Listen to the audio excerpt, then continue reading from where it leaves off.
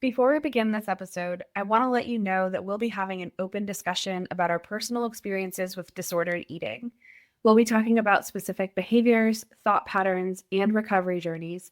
And while we aim to share our stories with care and hope, this content may be difficult or triggering for some listeners.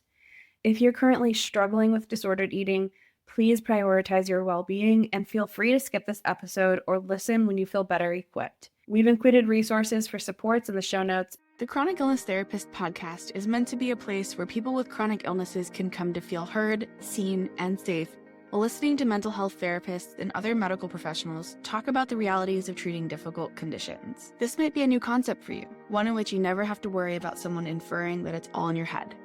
We dive deep into the human side of treating complex medical conditions and help you find professionals that leave you feeling hopeful for the future. I hope you love what you learn here, and please consider leaving a review or sharing this podcast with someone you love.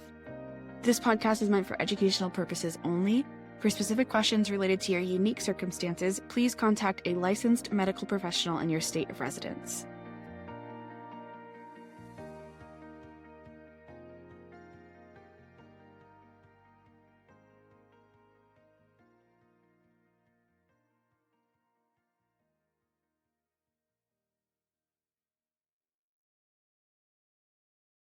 In this episode, you're going to hear a fun conversation with me and Victoria Rodriguez.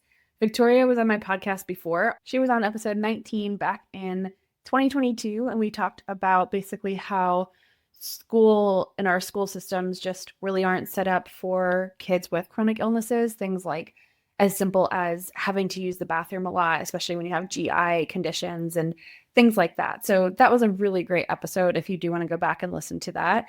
Victoria and I have stayed in contact all these years, and we bring cases to each other and work together to make sure that we are providing our clients with the best clinical work that we can. I always really love when Victoria brings things into the consultation group, and I really always enjoy talking with her. So I thought I would actually start bringing her on for some more conversational style episodes, more like you're listening in on a conversation between the two of us rather than me interviewing her and basically putting out these kind of lecture style interviews.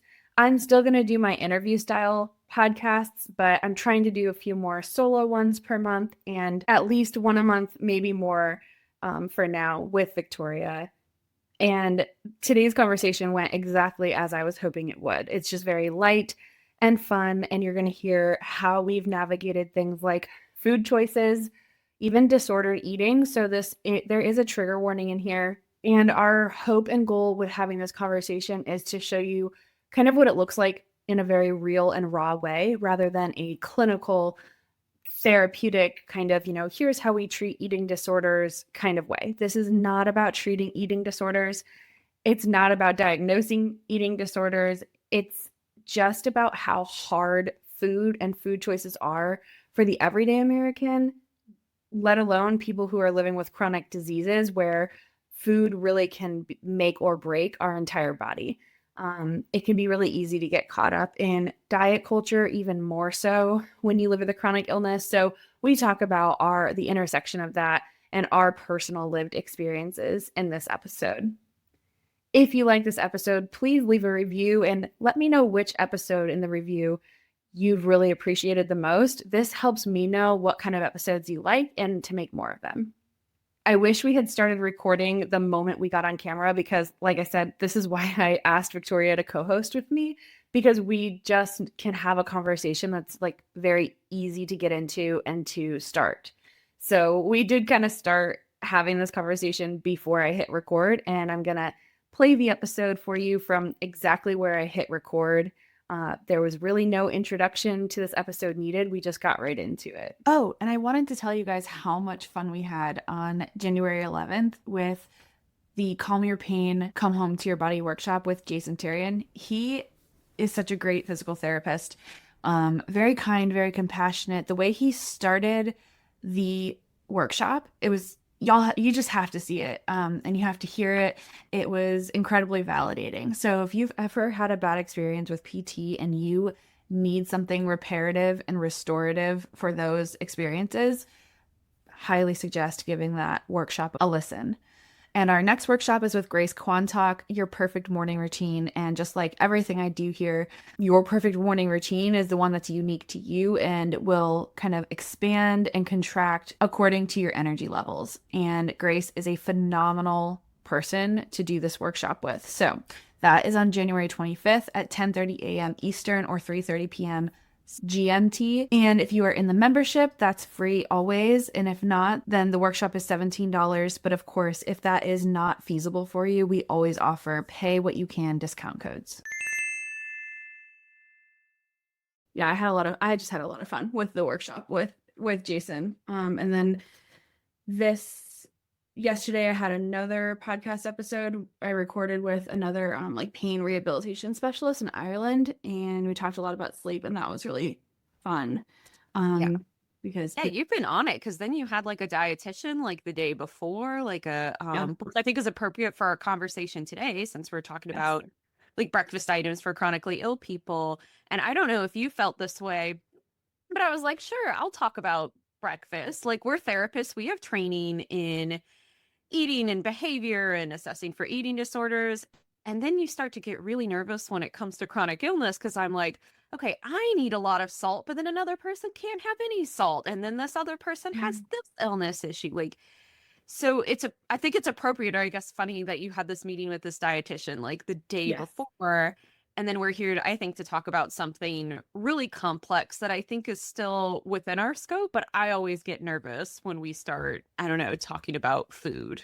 Yes. Well, it was really interesting because, so I interviewed her yesterday afternoon, and we were talking basically her method of how she helps people reintroduce food was exactly what I just kind of did intuitively like years ago. And I talk about this on the podcast, so I won't repeat it all here, but the gist of it is basically I just started like I was tired of all the food rules. I was tired of like did one of those food sensitivity tests that told me I was sensitive to like literally every vegetable that I ate on a daily basis, so that I didn't eat vegetables for like 2 years.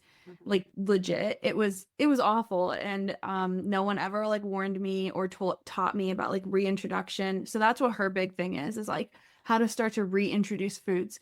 And yes, of course, based on specific conditions, there are specific diets that you might have to follow. But even within that, there's still a rigidity that people follow because they don't have the support. They just are handed a pamphlet in the doctor's office that says, this is your new diet. And like, it doesn't have to be that rigid or that way. And so she does a lot of that work with specifically around IBS, but yeah, learning to reintroduce foods that you thought you were never going to be able to eat again. Mm-hmm. Yeah. And I think people get confused about what eating looks like at different stages. So IBS is a great example. So I have a lot of family members, but also like clients that deal with Crohn's. So there's like the different stages of that diet. And then I have another friend like myself who is hypermobile, and the only advice she received from her dietitian was to just eat like low inflammation foods. Oh my gosh.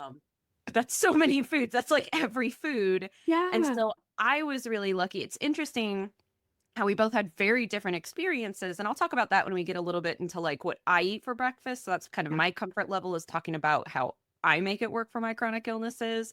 But I just got much more specific advice. I don't know if that's been your experience. Just like the more specific it can be, like even helps to get rid of those food rules in our heads, or helps to make it less stressful. Yeah, I think so. Well, say more about that, like the specificity of it, because to me sometimes the specifics make me cling to a rule, and then I feel like I can't go outside of that. But maybe you're talking more about just the specifics, and like educationally you kind of learned more rather than like a specific rule. So for an example, I've had doctors say, well, just don't eat. I swear it was something like, don't eat carbs, because it could cause a lot of inflammation.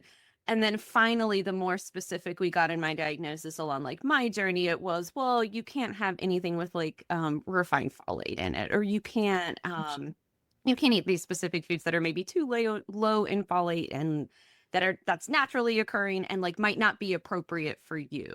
And Gotcha. so I think that's something that runs in my head when it comes to food rules, to prevent like too rigid of rules, Yeah. is I have to remind myself they're not talking about you. Like if you see something online that's like you need to eat more of this food, you need to eat less of this food, I try to always remind myself they're not talking to you, Yeah. right? Yes.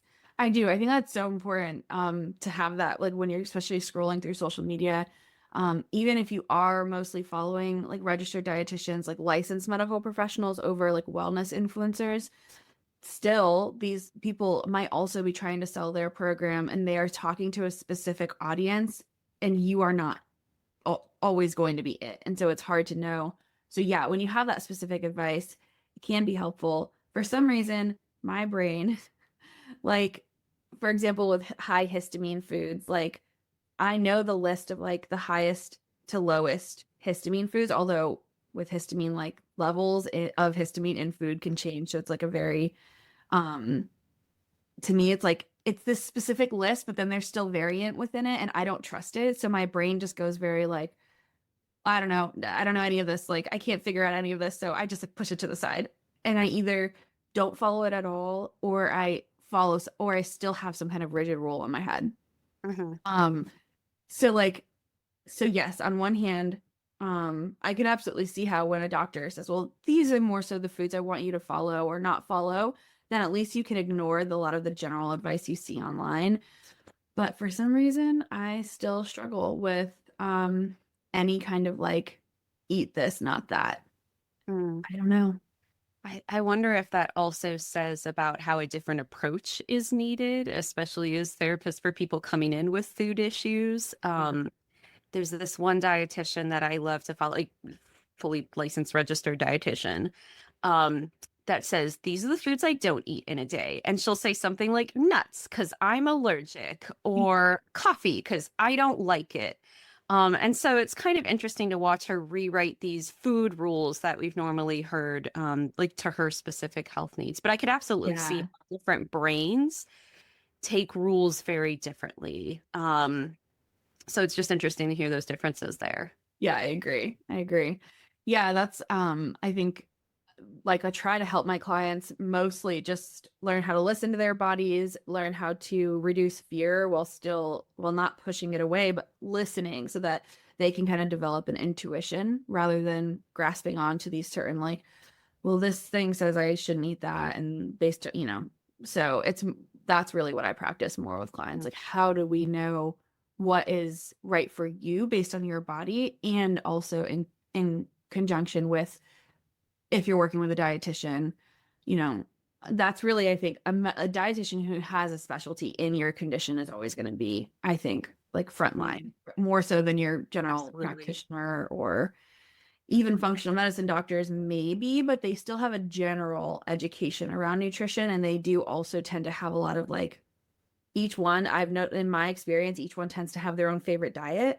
And then they kind of push that rather than it being, whereas medical based dietitians understand like each medical condition and they really are tailoring it to your medical condition, not just like their ideologies around food.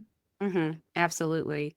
Well, what are your thoughts even around the word like healthy food or unhealthy food?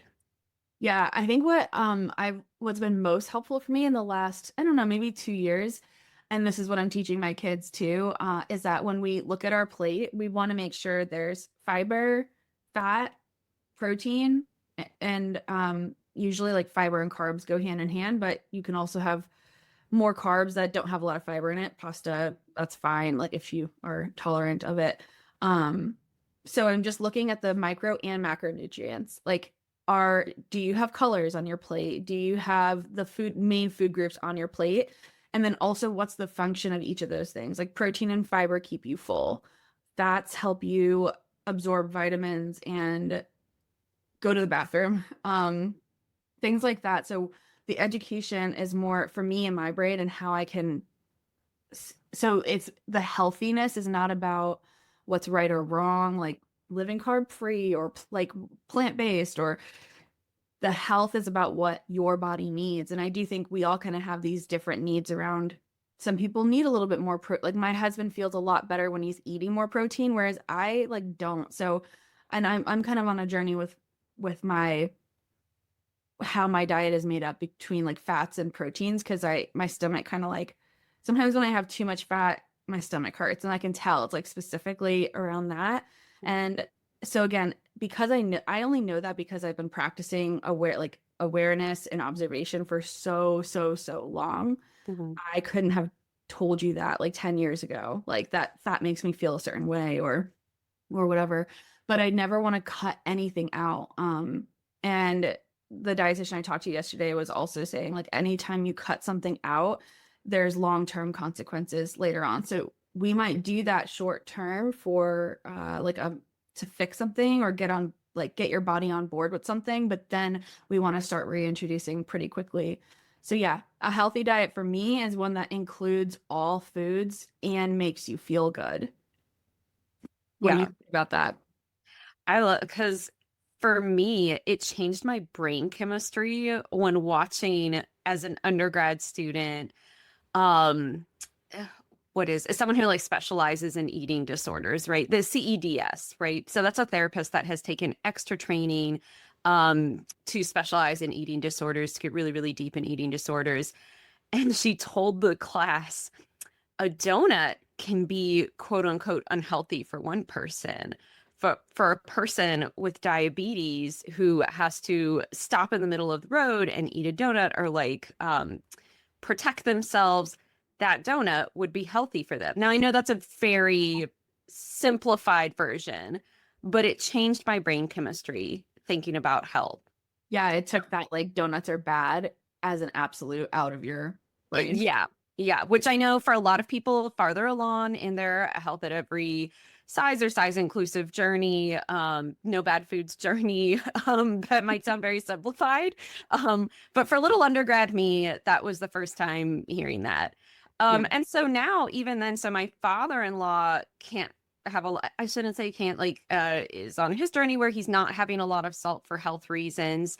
And for me, it really changed my brain chemistry to hear that, oh, actually, salt makes me feel better. And kind of similar to what you said, where it took like 10 years of experimenting.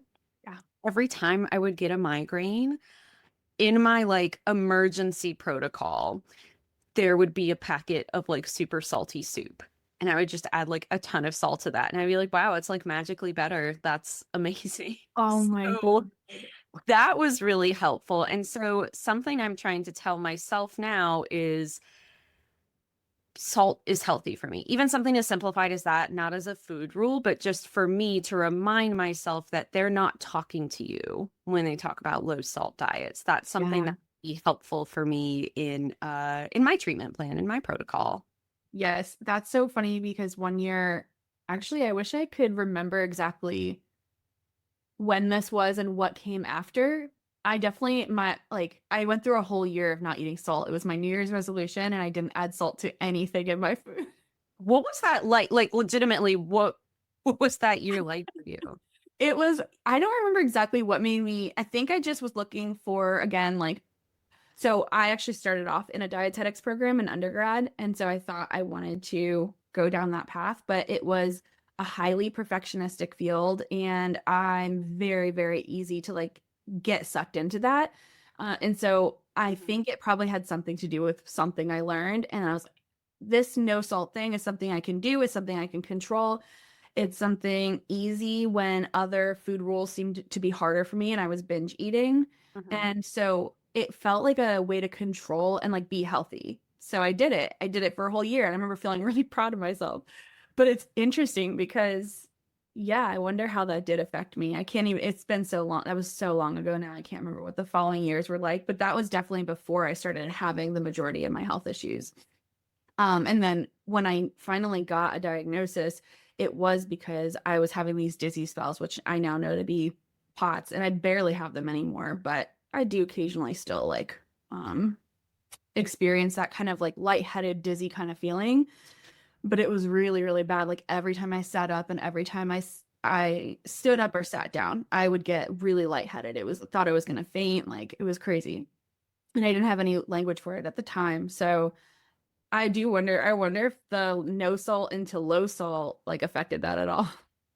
That's not, I'm saying hilarious, not in that sense. I only say that as another person who has had some pretty, I think when you're coming in here, and I'm sure we'll put a warning in the episode beforehand, when you go through a grad program and have to be super dedicated to studying and you're really into rules, sometimes it attracts a lot of people who are very good at following some not great food rules, and having some disordered eating patterns, right? So I went on I actually didn't last as long as you. So I went on a whole year where I was like, I'm not going to have any sugar.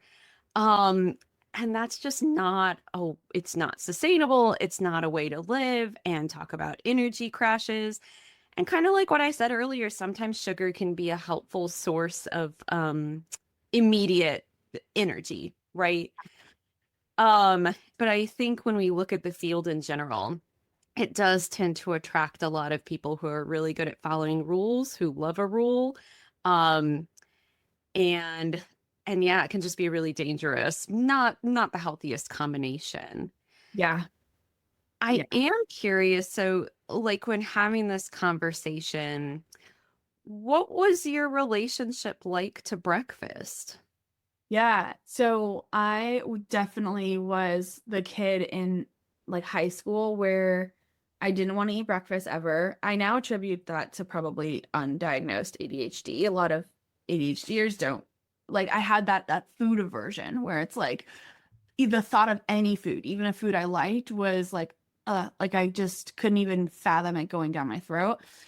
And then lunch was like a thing of fries and a big chocolate chip cookie. And then like I was barely eating in high school. It was so crazy. Um, and I knew I went on this so breakfast specifically, like I eventually found myself in the whole health and wellness like influencer world where then it was like intermittent fasting and a lot of the rhetoric was around how breakfast was a made up thing by the Kellogg's company and it really wasn't something we needed and like it was just this big old ploy and I fell hook, line, and sinker for all of that. And I was like, oh, well, great. Like it was more of this pride in my ability to not eat calories. Mhm.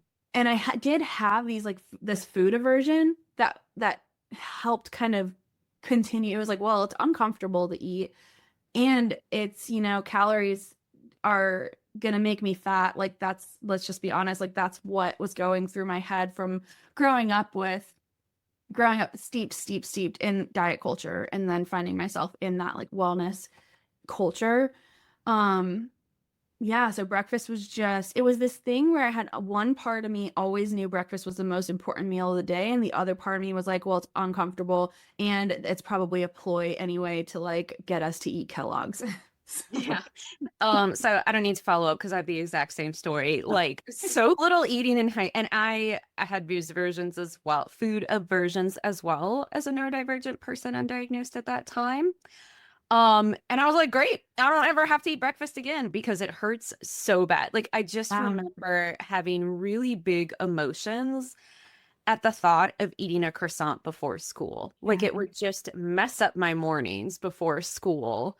Um, Gosh, the things we went through in high school. Like imagine taking a math test at 7 a.m. and then worried about eating breakfast or not in the morning. Yeah. And yeah, that's so similar or familiar what you said about how simultaneously I could hold both in my head of breakfast is the most important meal of the day. Ugh, but that's like extra calories. So if you skip it, that's like more calories you can save for dinner when you get home. Cause like lunch was gross at school Yeah. too.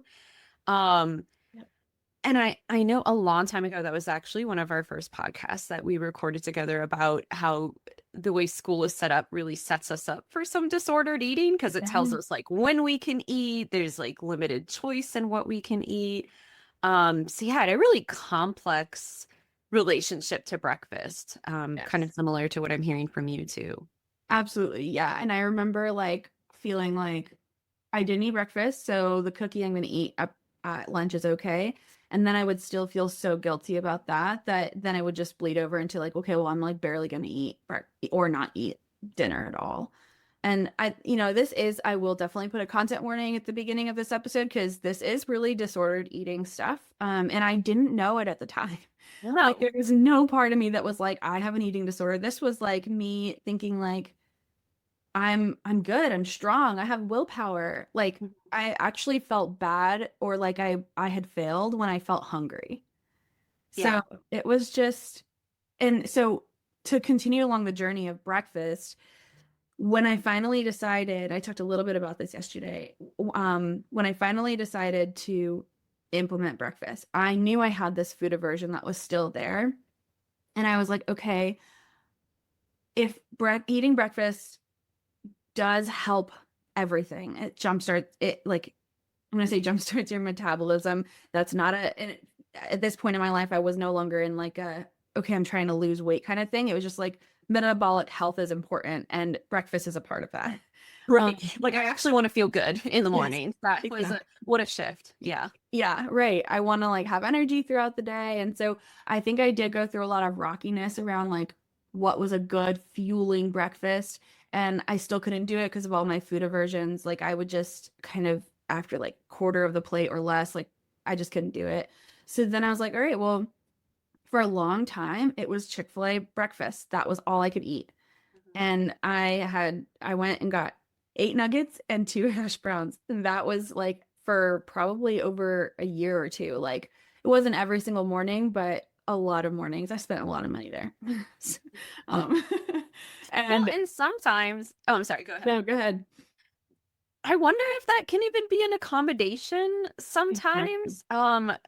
Because even I'll tell myself, ugh, there's so much money to spend on breakfast, like in an airport for like food that isn't that good. But then, and again, this isn't a rule that you need to live by. This is specifically for me. Okay. So I'm just saying that to the audience. For me, what I tell myself, the best kind of breakfast is the breakfast I eat and the breakfast I'm not allergic to. Yes. Um, and so even when I hear you say, yeah, I was eating a lot of Chick-fil-A, teen me really should have been eating anything in the Yeah. like even something from Chick-fil-A, even something like quote unquote unhealthy, Right. would have been maybe a good accommodation at that Yeah. time.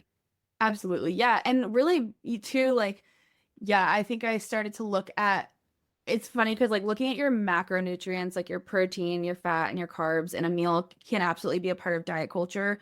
And it is, but for me, I was trying to figure out how to eat more of each of those things or to make sure they were all. And so when I look at a Chick-fil-A nugget, there's fat, there's carb, and there's protein. And so that actually helped me feel like this was an okay, even balanced breakfast. I was more so, it was the money that I was more shameful about. But it's fine. That was my accommodation. I did really need that.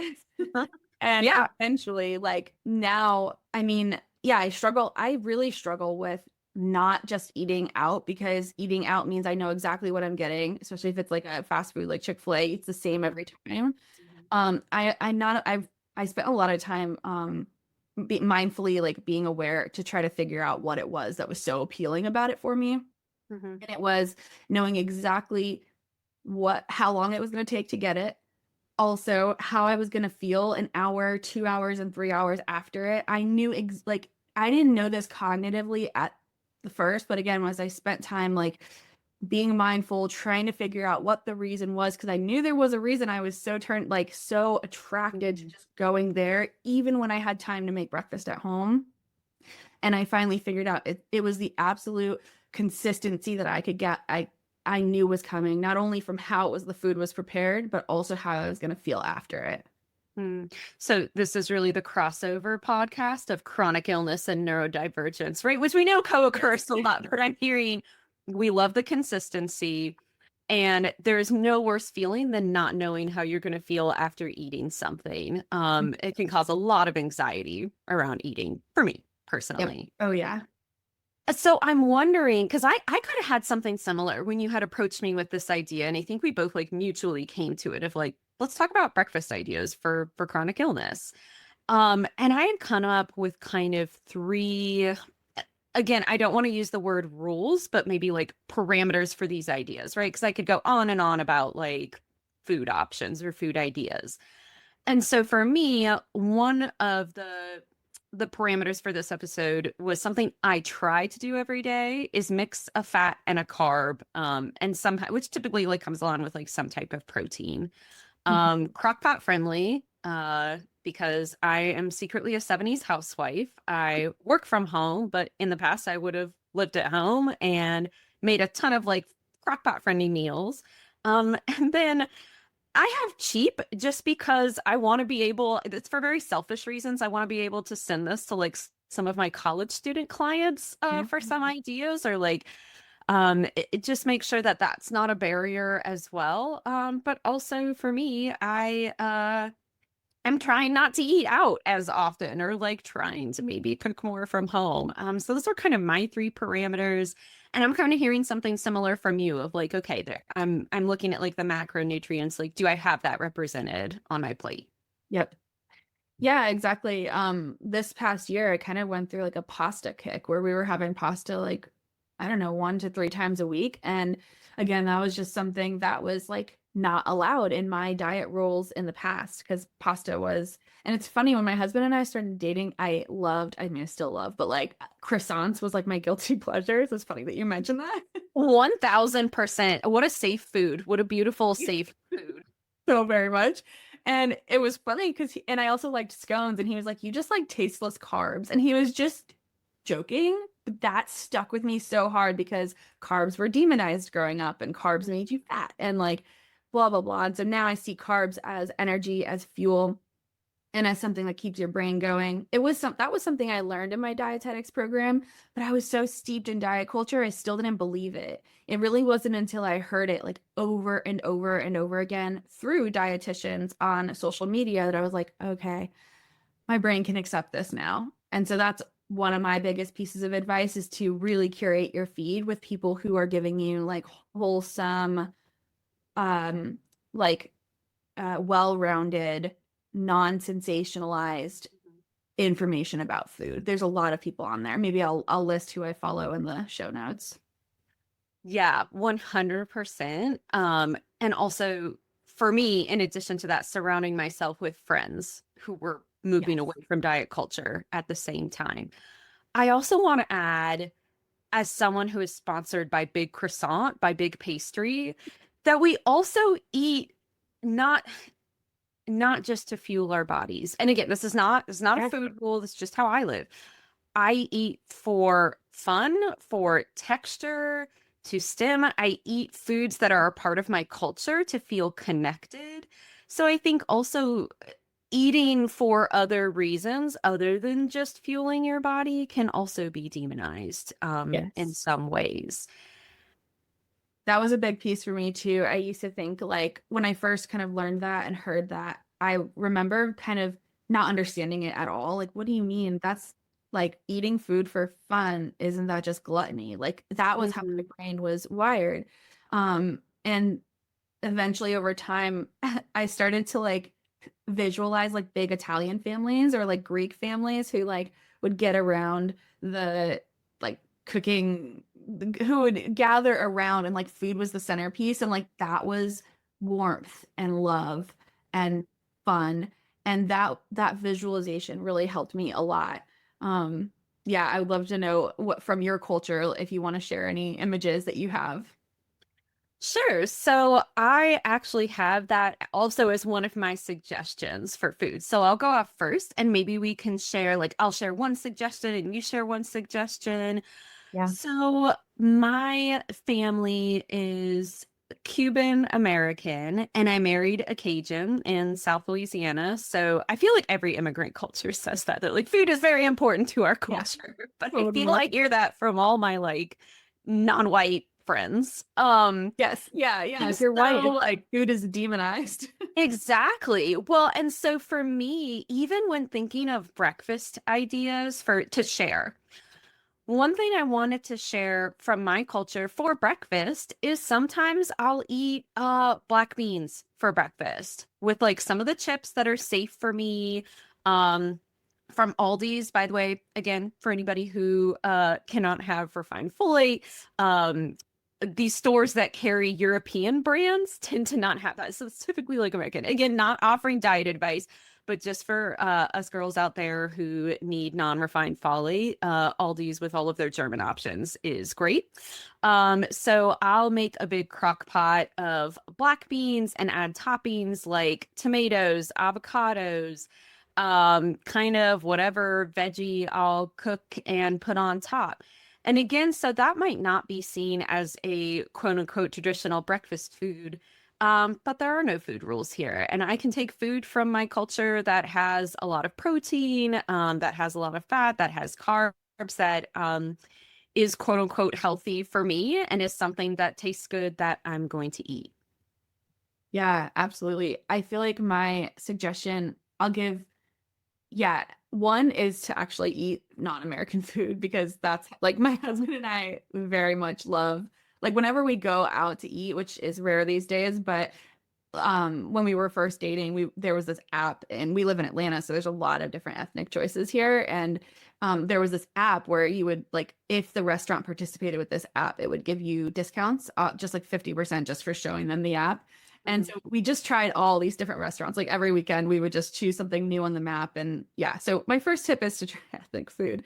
But my go-to like American, like what I think of for breakfast is just a bacon, egg, and cheese. Or if you don't eat meat, like, well, then the egg. I mean, if you don't eat pork, then I don't know. You're missing out on this. I'm so sorry. But like a good sausage, egg, and cheese or bacon, egg, and cheese breakfast sandwich, it's easy, it's quick. You can take it on the go. And it's so filling. That's another thing I learned over time, that I now know exactly how I'm going to feel after eating that. And it was able to replace my Chick-fil-A. Yeah. I just knew we were going to have crossovers too. Like, who doesn't love an egg for breakfast? My brother is vegan, and there's also like tofu egg, Yeah, there's egg substitutes. It's all good stuff, right? So definitely. you can't beat. And I love that how you're also representing people who eat meat. So like I'm a pescatarian, I have a vegetarian mother and a vegan brother. So like the trifecta, we're all represented here. Yes. So I love egg bites too. So again, that's something I can make in the crock pot. So I bought like these silicone, what is it? Like muffin tins or Yeah. like cupcake tins, any kind of circular silicone tins Yeah. will work. But I'll put them in the crock pot with like some water at the bottom to steam them. And what I love about egg bites is you can kind of fill them with anything. So it's very versatile. Again, if you don't have any sort of like chronic response to eggs, or if eggs are a safe food for you, you can add any of your other safe foods. So maybe vegetables, maybe a starchy carb, maybe cheese, if that's something that you can have, maybe a vegan cheese alternative, if that's something you can have. So I do love that option that you bring up of eggs and kind of getting to dress it up with whatever foods are safe for you. Yeah, definitely. Yeah, I think that's the concept of, I mean, I think what a lot of people don't understand about safe foods. And safe foods, I think, is still very much a term used specifically for young autistic children. But we as adults, like, I just don't think it's like crossed over very much yet into the adult language. But that essentially is what we're talking about. That's what my Chick-fil-A was for me. It's safe foods allow you to feel safe in your body as you're eating them for a variety of reasons. And then you can eventually, if you desire, add more foods in that. But you have this like base of safety so that as you're trying something that might feel a little bit risky, you don't feel like you're just taking a risk with nothing to fall on. Yeah, absolutely. Thank you for that explainer. Absolutely. So, yeah, I love the idea of eggs for me, which are a safe food and a safe source of protein. I Mhm. want to say cheap, but I feel like eggs aren't cheap anymore. Mm, I feel like I that's know. changed in the Yeah. past. Well, I know. I think it's a mix of one, the organic pasture raised eggs. Other companies were like, oh, if people were willing to pay $7 a carton, we can Mhm. up our cheaper eggs for that's $1.50 up to $2.50. No one's gonna bat an eye. That started to happen. And then of course the bird flu, there's a supply and demand issue. Yeah, eating is complicated. Like, who knew we'd be talking about worldwide events when talking about egg bites?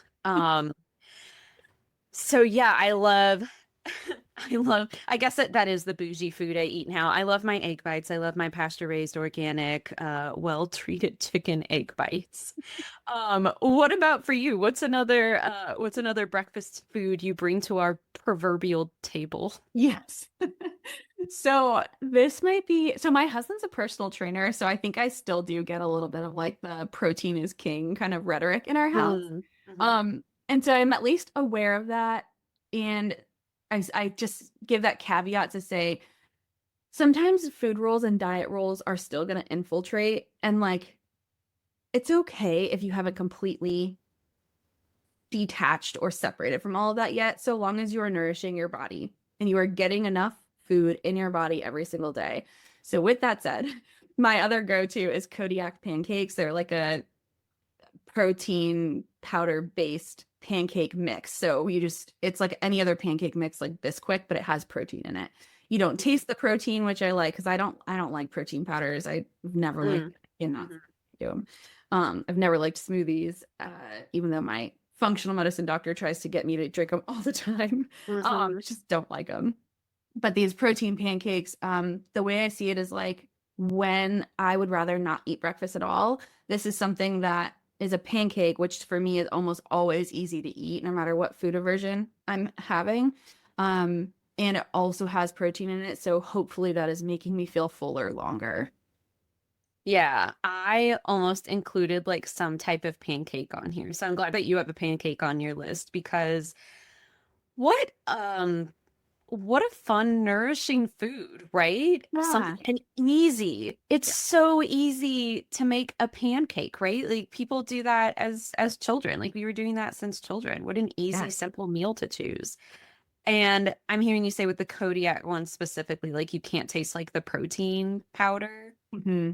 Yeah. So for me, that's just an easy way to maybe get in some protein. Again, for the sake of like staying fuller longer, not because it makes you lose weight or anything Yep. like that, but just like, yeah, even when I say fuller longer, it's not because I'm trying to eat less throughout the day. It's because when you don't nourish your body, you feel ravenous all day. Like you need to be eating enough calories, micronutrients, and macronutrients, and it's very hard. If you can't because of a health condition, again, this is where we're talking very generally here. This is where a dietitian comes in handy. That's really what Samina's the dietitian I talked to yesterday, that's what her program's all about, is like adding food back in as we can despite living with IBS. So yeah, protein pancakes are one of our go-tos. Gotcha. And I love that what you said, where we can also take things back from diet culture. Like Yeah, I can have a salad. Doesn't demonize a salad. I don't have to have emotions over a salad. It's fine. exactly. Or protein pancakes. Yeah. So since I feel like we're headed into a traditional Puritan American fare, although I guess like this is also this is European as well. This is all over the world. Oatmeal. We're a big oatmeal family. Again, super easy to make in the crock pot or make over the stove. Yeah. And we're about to head, I don't know, well, we're in the South, right? So I'm in New Orleans, you're in Atlanta. We might see a snowstorm. And my hope is that I will have a big old pot of oatmeal over a snowstorm because then I get to cosplay as a medieval peasant with my very fancy oatmeal in the crock pot. And I actually got this recipe again. I use my family just because like a lot of our chronic health issues are very genetic. So there was a lot of like trying to figure out what everybody could eat for Thanksgiving, for the holidays. And I actually got this one for my brother. Um, where we wanted to do something a little fancy, but something that was still safe, even at like the lowest phase for Crohn's. And Mm. so what I'll do is I took a bunch of pears and cooked them down in like apple juice or like their own juices in the crock pot, and I just added like a ton of spices. Again, if spices are something that is okay for you to have. So we added like fresh ginger, fresh grated ginger. It's fine to use powdered as well.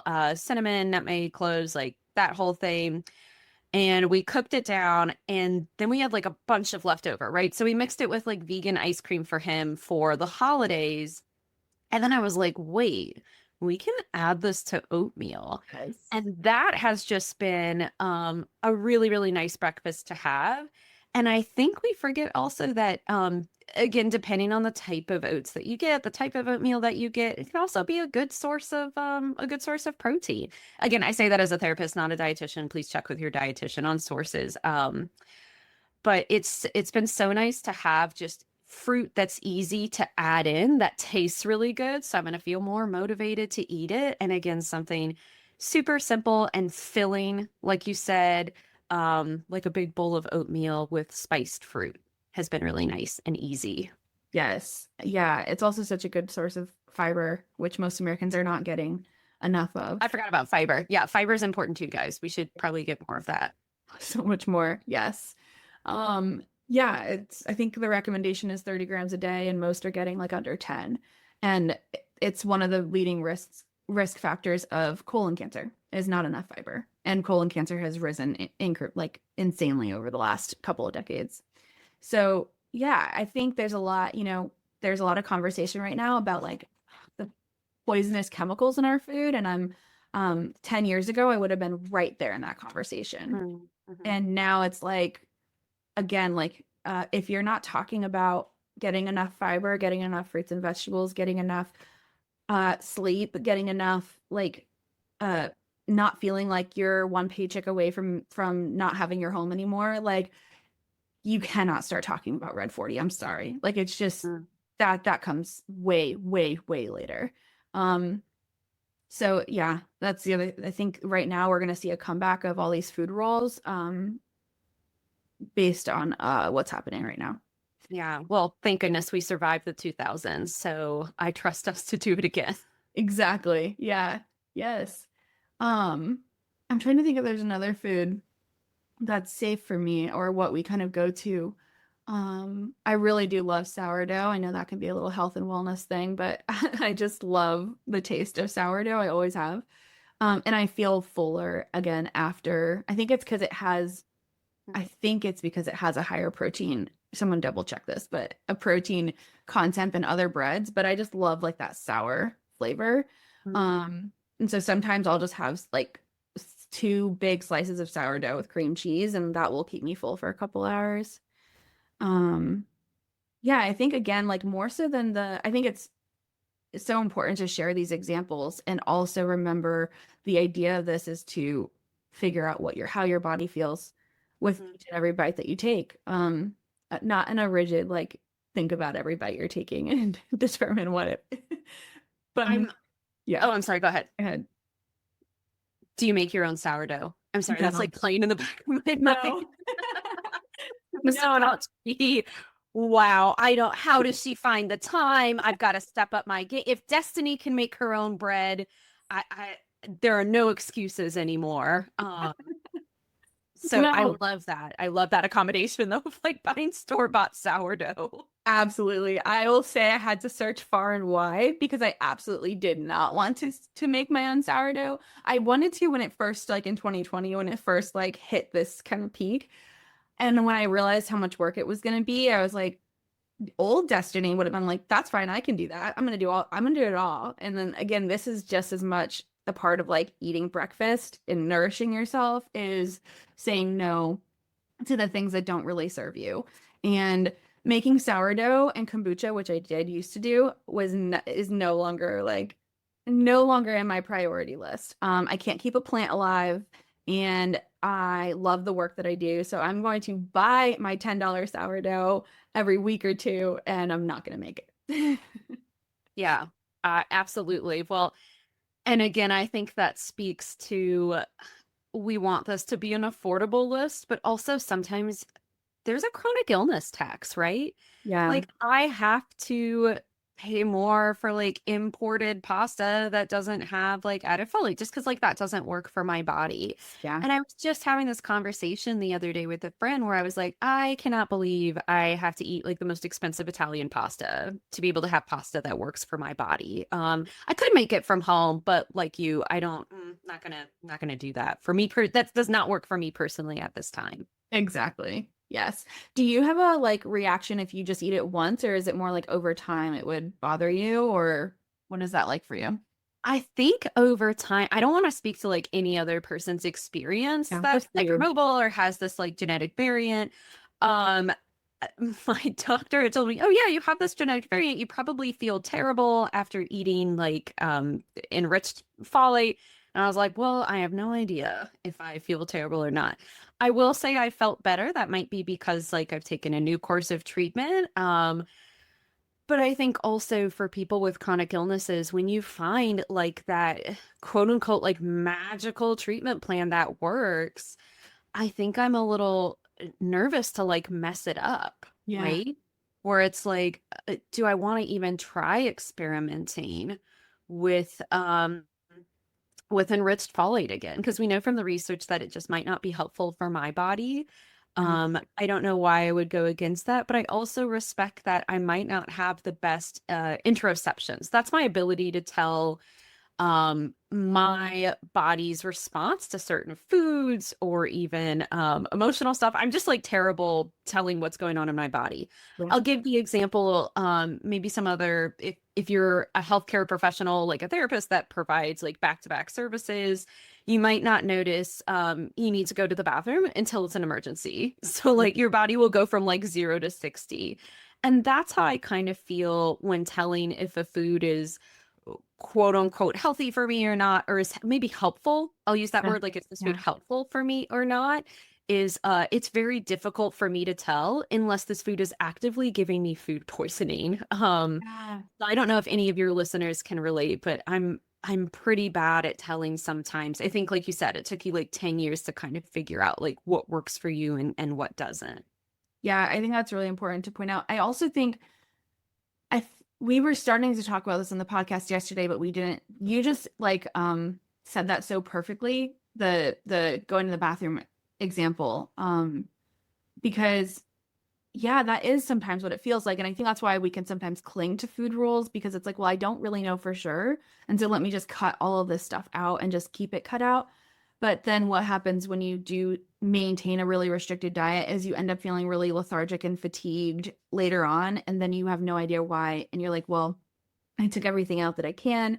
There must be something else that I'm eating. And that's how you end up with a list of 10 foods that you're eating. And it might actually just be like at that point, it might actually be a lack of nutrients or a lack of calories that's making you feel the way you're feeling now. It doesn't mean that something you were eating wasn't making you feel bad before, but now the problem has switched. And again, how do we know? There's too many variables. So again, that's very general advice, may not be applicable to everyone, but yeah. Yeah, as we mentioned, food is complex. Like we get to talk about all kinds of the multiple mental health stuff today, multiple world happenings today and how it impacts the food that we eat. Yep. Um I'm going to share something as well as like my last food recommendation um, is so for your listeners who have misophonia or who just cannot stand sounds over, I just pulled out my box because it's on the side. This is what I had for breakfast, and it's almonds and raisins and cheese.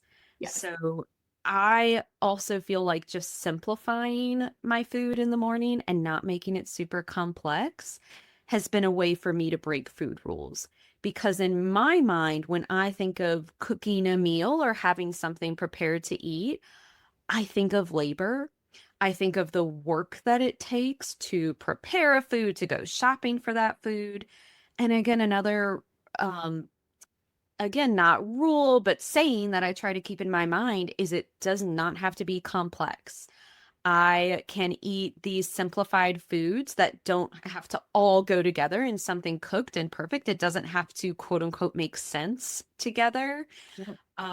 Sometimes you can just eat like a Roman soldier on the road and just like have this all separate, a whole separate charcuterie board going on for breakfast. So that is my personal last breakfast recommendation. I think that's so accurate. Yeah, simplifying it. I would say mine is probably allowing yourself to eat whatever like lunch or dinner food that you love. I know in the past, like if I had leftovers I really loved, it would be so easy in the morning to be like, okay, well, I've got to save that for lunch or dinner, which was really just my brain's way of like justifying my not eating breakfast. So it was like I had some reason to not eat because this thing was saved. And I was like, wait, I can enjoy this now. Why do I have to wait to enjoy this at lunch or dinner? So sometimes I just will eat like a good bowl of chili, or like sometimes steak, or like, yeah, mostly usually those meat kind of proteins. But yeah, you can eat those for breakfast.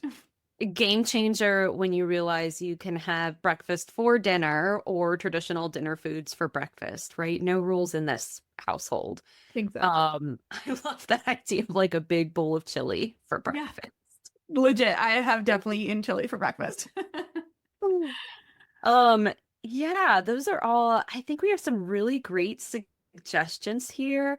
Yeah. Each one, again, and I'll reiterate for myself that these are foods that work for me, and they might not work for you and your body, but just to give you an idea of the amount of thought, I think, Destiny, that you and I have had to put into eating breakfast, right?